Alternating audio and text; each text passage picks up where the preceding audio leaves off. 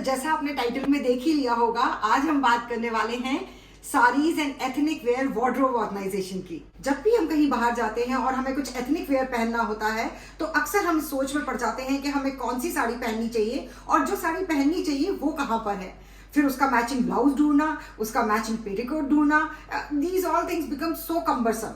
तो आज मैं आपके साथ शेयर करूंगी कि कैसे हम अपने एथनिक वेयर को प्रॉपरली और ऑर्गेनाइज तरीके से अपनी वार्डरोब में रख सकते हैं, जिससे कि वो मेंटेन भी रहे और जब हमें जरूरत हो तो हमें आसानी से मिल भी जाए। और अगर आपको ये वीडियो पसंद आए तो प्लीज एक लाइक जरूर करिएगा। आपके कुछ अपने सुझाव हो, कोई सवाल हो, उन्हें कमेंट सेक्शन में जरूर लिखिएगा। और अगर आप मेरे चैनल पर नए हैं तो प्लीज मेरे चैनल को जरूर सब्सक्राइब करें और वो बेल आइकन बटन दबाना बिल्कुल ना भूलें, जिससे कि आपको आने वाले मेरे वीडियोस का नोटिफिकेशंस भी आसानी से मिल सके। तो बिना देर किए चलिए शुरू करते हैं saris and ethnic wear wardrobe organisation. So this is my wardrobe और ये इस कंडीशन में था। मैंने गिनती की कुछ 5-6 साड़ियाँ बाहर रखी हुई थी जो मैं ऑफन पहन रही थी, तो इसलिए मैं चाहती थी कि मैं अपनी सारी साड़ियाँ, सारे एथनिक वेयर एक ही जगह रखूँ। इसलिए मैंने सबसे पहले अपनी पूरी कैबिनेट खाली करी और सारी चीज़ें बाहर बेड पे रख ली हैं। उसके बाद मैं एक क्विक क्लीन अप दूंगी पूरी कैबिनेट को। इसमें मैं परफ्यूम रखती हूँ थोड़ी स्मेल के लिए, पुरानी बॉटल्स, और फिर इसको अच्छे से क्लीन कर लिया है मैंने। लेकिन क्लीन करने के बाद भी मैं देख रही हूँ अंदर कुछ स्पॉट्स बाकी हैं, तो उनको क्लीन करने के लिए मैंने मिस्टर मसल ट्राई किया और मैजिक इरेजर से क्लीन किया। And believe me, it was actually magical. Effortlessly सारे स्पॉट्स पूरे अच्छे तरीके से इससे क्लीन हो गए और मेरी पूरी कबर्ड स्पिक एंड स्पैन हो गई। देखिए,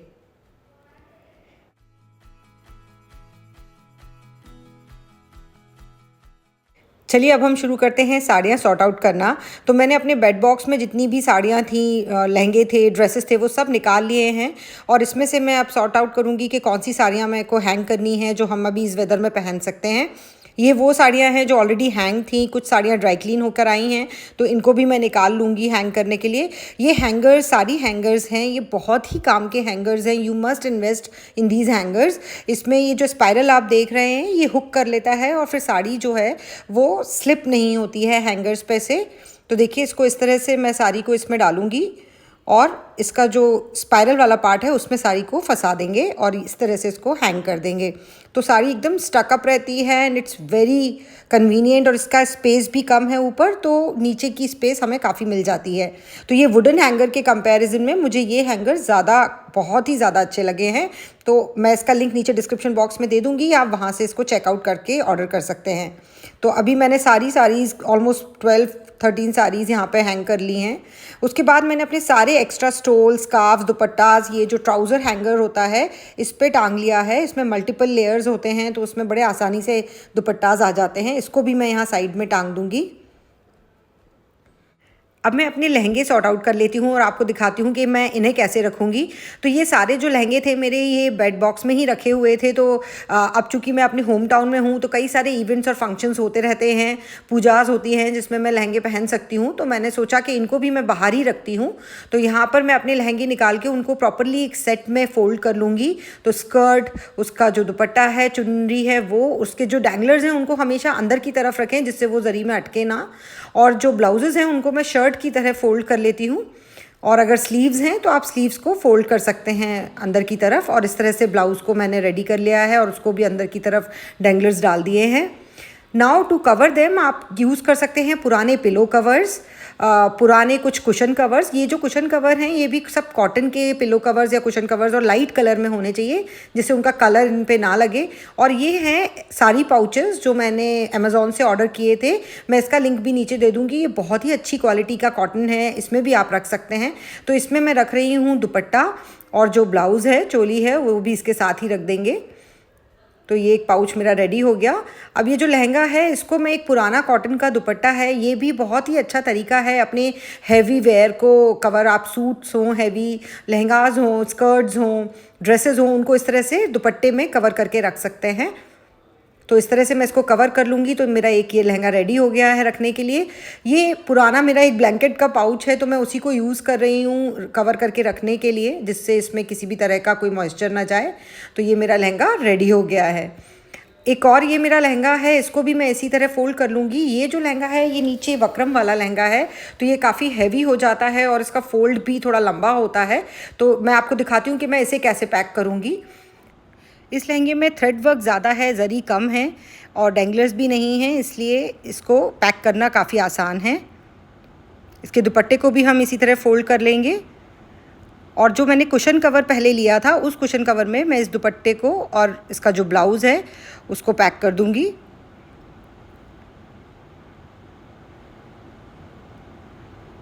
और फिर मैं इसके लिए लूँगी एक बड़ा साइज़ का पिलो कवर, जिसमें कि मैं ये लहंगा इसमें इंसर्ट करके रख दूँगी। इस तरह से कपड़े में पैक करके रखने से एक तो उनका जो ज़री या जो काम उस पे होता है वो ख़राब नहीं होता, हवा नहीं लगती और कॉटन से वो सेफ़ भी रहते हैं। तो ये लहंगा रेडी हो गया है और इसको, ये मेरा एक पुराना लहंगे का ही कवर है, इसको ही मैं यूज़ कर रही हूँ। आप चाहें तो अमेज़ॉन से लहंगा कवर्स भी ऑर्डर कर सकते हैं, उसका लिंक मैं आपको नीचे डिस्क्रिप्शन बॉक्स में दे दूँगी। अभी इसमें जगह है इसलिए मैं एक और वक्रम वाला लहंगा पैक कर रही हूँ और उसको भी मैं इसी बड़े वाले पाउच में रख दूँगी। ये पैडेड ब्लाउज़ है, तो हमेशा पैडेड ब्लाउज़ के जो पैड्स हैं उनको एक ही डायरेक्शन में प्रेस करके रखें जिससे वो ख़राब ना हो। और इसको भी मैं इसी तरह से इसमें पैक कर दूँगी। ये इसमें बिल्कुल भी ज़री वर्क नहीं है, इसलिए इसको सारी चीज़ों को मैं सिर्फ एक ही पिलो कवर में मैंने रख दिया है। और अब ये जो हमारा बड़ा लहंगे का कवर है इसके अंदर मैं इनको रख दूँगी। अब ये पूरी तरह से प्रोटेक्टेड है एंड एज़ इट इज़ ये कबर्ड में चला जाएगा। अब मैं आपको बताती हूँ कि ये जो हैवी ज़री वाले जो वर्क वाले लहंगे होते हैं उनको कैसे पैक करें, इनकी ज़री काली ना पड़े और एक दूसरे में उलझे ना, इसलिए मैं इसके बीच में एक कॉटन का, मलमल का या कॉटन का कपड़ा लगा दें। और अगर वो कपड़ा नहीं है तो कोई पुराना दुपट्टा यूज़ कर सकते हैं या न्यूज़पेपर भी आप यूज़ कर सकते हैं लेयर करने के लिए। और इस तरह से फिर इसको फ़ोल्ड कर लें। इसके जो डैंगलर्स हैं इनको भी मैं उसी कपड़े के अंदर डाल रही हूँ। अगर आप न्यूज़पेपर यूज़ कर रहे हैं तो अलग से किसी छोटे से कपड़े में उसको फ़ोल्ड करके रख दें और फिर इस तरह से न्यूज़पेपर की एक और लेयर लगाकर मैं इसको फ़ोल्ड कर दूँगी। अगर दुपट्टा भी बहुत हैवी वर्क वाला है तो उसमें भी आप लगा सकते हैं उसी तरह से न्यूज़पेपर। और फिर इस पाउच में मैं इस दुपट्टे को रख दूँगी पहले और फिर पिलो कवर में मैं इंसर्ट कर दूँगी लहंगे को। और जो चुन्नी वाला पाउच था उसी में मैं एक पेपर की लेयर लगा के उसी के ऊपर ब्लाउज़ भी रख दूँगी। So now this lehenga is also ready.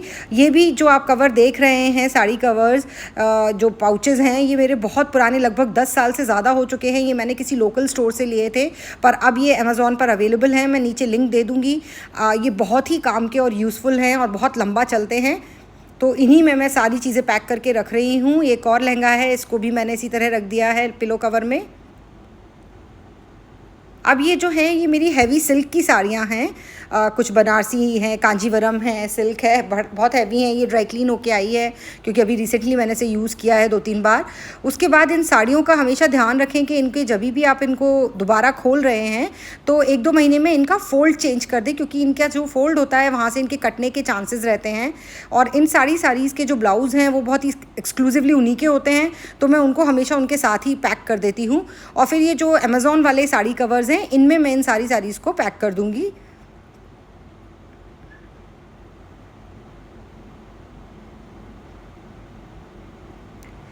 और ये वाला जो साड़ी बैग है इसके अंदर मैंने बेड बॉक्स में से निकाला है। इसमें हैवी वर्क वाली जो हैवी साड़ीज़ होती हैं वो हैं जो हम हार्डली कभी करवा चौथ पे या किसी इवेंट पे पहनते हैं, पूजा में।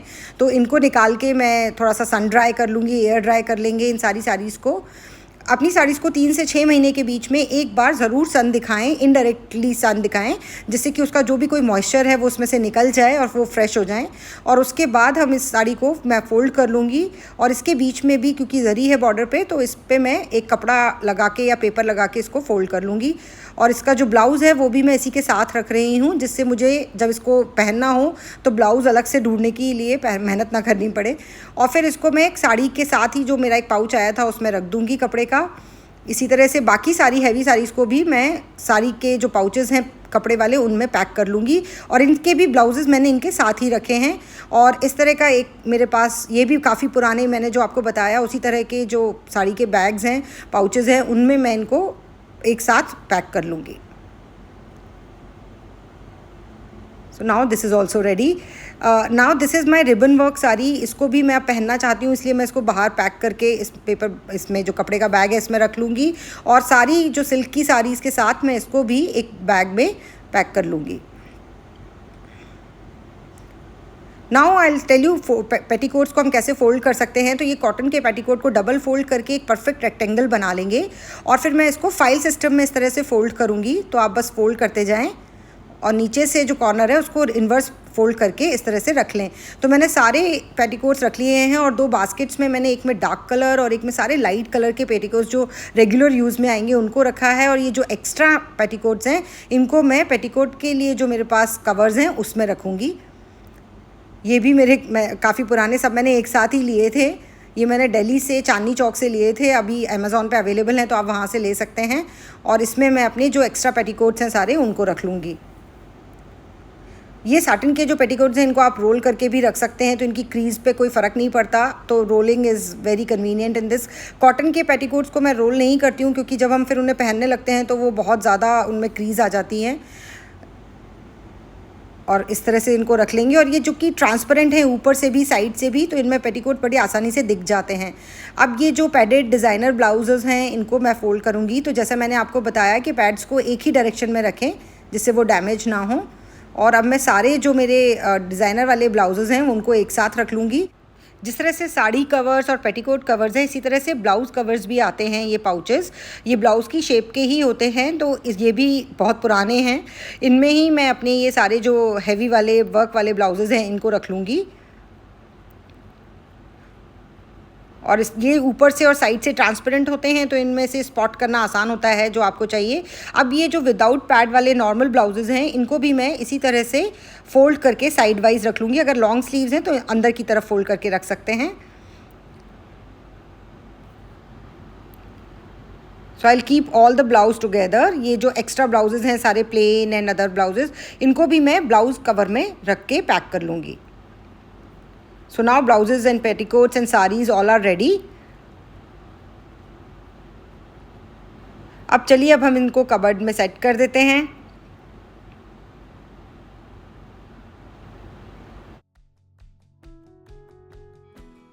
अब हम अपनी कबर्ड को देखते हैं। तो सबसे ऊपर वाला जो शेल्फ़ है इसमें मैंने वो जो दोनों साड़ी वाले हैवी साड़ीज़ के बैग्स थे वो रखे हैं। तो सबसे ऊपर मैंने हैवी वर्क वाली साड़ीज़ और नीचे सिल्क की साड़ीज़ रखी हैं, क्योंकि अभी समर में मैं इन्हें नहीं पहनने वाली हूँ, तो इनको सब नीचे रखा है। तो ये ऊपर टॉप शेल्फ़ में आ गए हैं।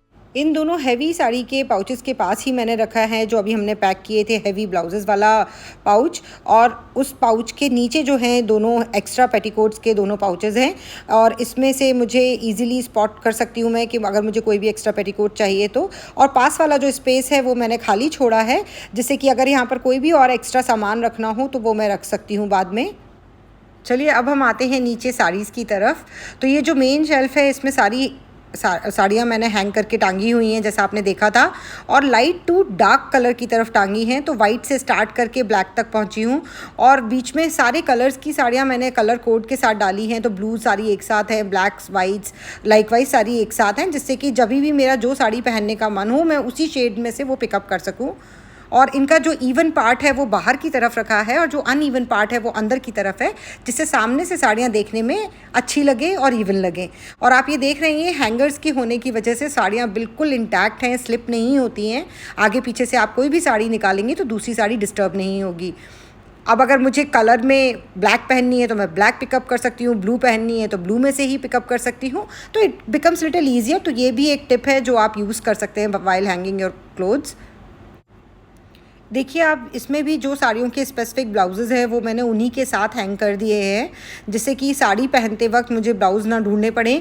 और पेटीकोट्स तो जनरली ऐसा होता है कि एक पेटीकोट 2-3 साड़ियों पे भी कई बार चल जाता है, तो वो नीचे रखे हैं तो मैं वहाँ से आसानी से पिकअप कर सकती हूँ। आई विल शो यू कि मैंने कैसे प्लेस किए हैं। साड़ियों के बाद मैंने यहाँ पर अपने सारे कुर्तीज़ और प्लाज़ोज़ जो हैं, जो मेरे एक्सक्लूसिव प्लाज़ो हैं कुछ अलग टाइप के, वो ही मैंने यहाँ पर हैंग किए। और जो मेरी कुर्तीज़ हैं रेगुलर पहनने वाली उनको हैंग किया है। और इसके साथ जैसा मैंने आपको दिखाया था दुपट्टाज एंड स्टोल्स हैं, और उसी के पास मैंने अपनी थोड़ी सी ज्वेलरी टांग दी है, बेसिकली नेकलेसेस हैं। तो ये मेरी पूरी हैंगिंग शेल्फ हो गया। उसके बाद हम इन कुर्तियों के नीचे अगर देखेंगे तो यहाँ पर मैंने अपने कुछ सूट्स फ़ोल्ड करके रखे हुए हैं। ये वो सूट्स हैं जो अगेन रेगुलर वेयर हैं, इनको मैं कहीं भी वीडियोज़ में या कहीं बाहर जाती हूँ तो उसके लिए यूज़ कर लेते हैं। तो ये वो सूट्स हैं जो यहाँ आ जाते हैं। और इन सूट्स के नीचे मैंने एक प्लास्टिक का बास्केट रखा हुआ है जिसमें मेरे सारे हैवी कुर्ते और सूट्स हैं। तो इनको भी मैंने यहीं रख लिया है जिससे कि कोई फंक्शन हो तो मैं उसमें निकाल के इनको ओकेजनली पहन सकूँ। So all these suits and heavy suits are here. इसके बगल में हम देखेंगे तो मैंने जो हमने दोनों बास्केट्स बनाए थे light colour and dark colour के ब्लाउजेज़ वाले, वो बास्केट्स मैंने यहाँ पर रखे हैं। तो ये बड़ा आसान हो जाता है साड़ी के साथ पिकअप करना इन्हें। और इनके पीछे काफ़ी स्पेस था तो वहाँ पर मैंने जो मेरे एक्स्ट्रा ब्लाउजेज़ हैं, इन साड़ीज़ के ब्लाउजेज़ इनके साथ हैं, लेकिन कुछ साड़ीज़ ऐसी हैं जिनके ब्लाउजेज़ कॉमन ही होते हैं, black, whites and other colours, वो मैंने इस पाउच में रख के पीछे रख लिया है। तो एज एंड व्हेन रिक्वायर्ड मैं आसानी से निकाल सकती हूँ। तो ये सारा साड़ीज़ का पूरा शेल्फ हो गया यहाँ पर। अब हम अगर इसके नीचे आएंगे तो एक ड्रॉर है यहाँ। इस ड्रॉर में मैंने बहुत ज़्यादा कुछ नहीं रखा है, सिर्फ कुछ यहाँ पर लेगिंग्स हैं, कुछ पैंट्स हैं, तो ये मैंने रख लिए हैं अपने कुर्ती के साथ मिक्स एंड मैच करके पहनने के लिए। ये मेरे कुछ एक्स्ट्रा हैंगर्स बच गए हैं, इनको मैंने यहाँ रखा है। कुछ पाउचेज़ हैं कपड़े के साड़ी वाले, तो अगर कोई साड़ी अभी ड्राई क्लीन होके आएगी तो मैं उसको वापस इसमें पैक करके रख दूँगी। कुछ क्लचेज़ हैं, बिंदीज़ हैं, कुछ इमिटेशन ज्वेलरी है जो मैं कभी कभी साड़ीज़ के साथ पहनती हूँ, तो उनको भी मैंने इसी में रखा हुआ है। अब इस ड्रॉर के बाद अगर हम नीचे लास्ट शेल्फ में जाएंगे तो यहाँ पर मैंने रख दिए हैं अपने सारे लहंगे एंड हेवी ड्रेसेस। तो ये नीचे जो मैंने दिखाया था आपको 2 बड़े लहंगे हैं, ये मेरा जरी वाला लहंगा है, और इसके ऊपर भी 2 लहंगे हैं, और सबसे ऊपर वाला जो पाउच है इसमें मैंने कुछ एक्स्ट्रा मेरे पास ब्लाउज़ के मटेरियल्स और ड्रेसेस के मटेरियल पड़े हैं वो रखे हैं। उसके अलावा यहाँ पर कुछ अनयूज्ड 1-2 साड़ीज़ हैं जिन पर मुझे अभी फॉल पिको कराना है, तो उनको मैंने सामने ही रख लिया है नीचे, जिससे कि मैं उनको पिकअप करा के काम करवा सकूँ। तो दोस्तों यही है मेरा पूरा shelf and the entire cupboard. उम्मीद करती हूँ कि आपको ये वीडियो पसंद आया होगा। अगर आपको ये वीडियो अच्छा लगा है तो प्लीज़ एक लाइक ज़रूर करिएगा और अपने दोस्तों और फैमिली के साथ ज़रूर शेयर करें। Thank you so much for watching. See you soon. Bye bye.